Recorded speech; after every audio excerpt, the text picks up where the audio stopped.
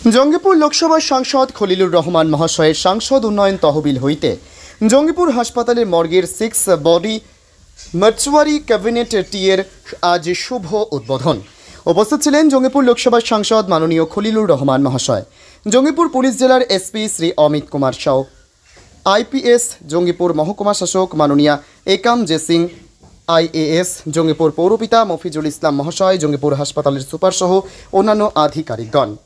জঙ্গিপুর থেকে তরিকুল শেখের report, Jangipur TV. কোন ওপিডিতে থাকার কথা সেখানে চেম্বার করছে এই মুহূর্তে এখনই, কি বলবেন?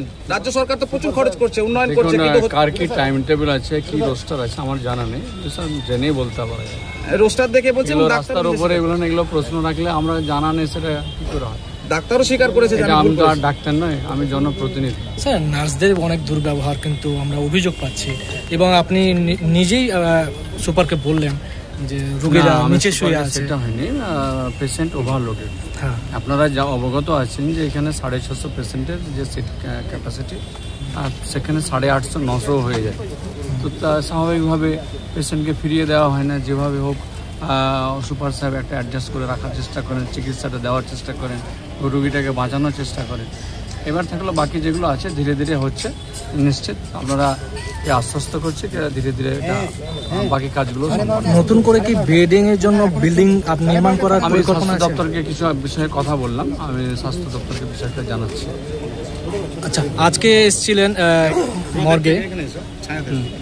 দেখুন, আমাদের যে মর্গের আজকে যে উদ্বোধন আর কি, এটা আগেও ছিল, কিন্তু মেনটেন্যান্সের জন্য বা কিছু ত্রুটিজনিত ফিজগুলো খারাপ হয়ে যায়, যার ফলে কিছু পরিবেশ দূষণ হচ্ছিল।